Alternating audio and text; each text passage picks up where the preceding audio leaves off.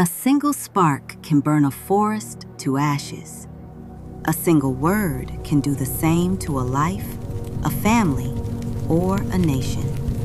You hold a weapon in your hand every single day, a weapon of creation or destruction. Welcome to a biblical masterclass in mastering that weapon. This is the unruly tongue and the art of uncontrolled anger. Let's address the elephant in the room, the damage we cause. James 3:5-6 tells us, "The tongue is a small part of the body, but it makes great boasts. Consider what a great forest is set on fire by a small spark."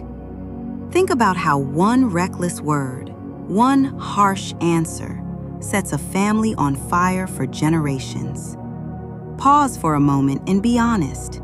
Right now, think of one regretful sentence you've spoken that you wish you could take back. Hold that thought. We see that damage elsewhere in Scripture. Proverbs 15:1. A gentle answer turns away wrath, but a harsh word stirs up anger.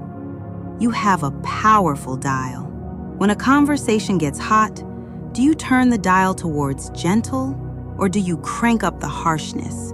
Your tongue decides the outcome. And when we get quick-tempered, Proverbs 14:29 warns us that we simply display folly. Anger makes us look like fools. It ruins relationships and careers before we can even blink. So, if we are currently standing in the ashes, how do we rebuild? We need a system. Not just willpower, but a spiritual rewrite.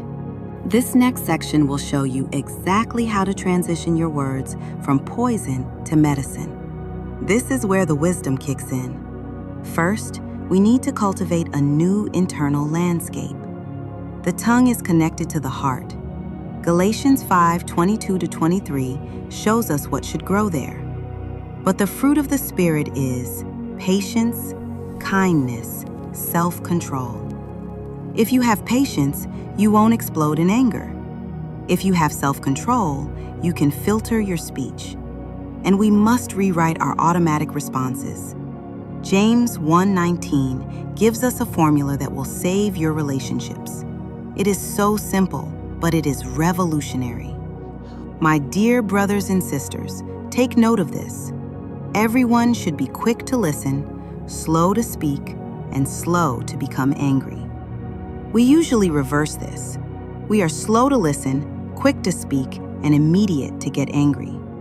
If you remember one thing from today, reverse that formula. Listen first. That alone changes your future. When your heart changes, your language must too. Ephesians 4:29 instructs us to filter everything that leaves our lips. Is it unwholesome? Then stop. Is it helpful for building others up? Then speak.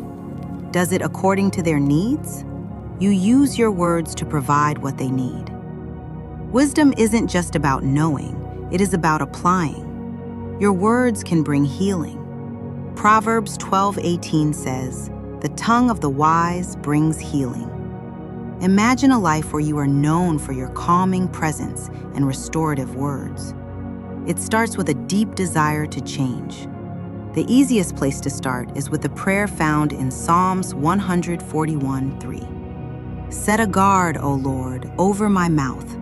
Keep watch over the door of my lips."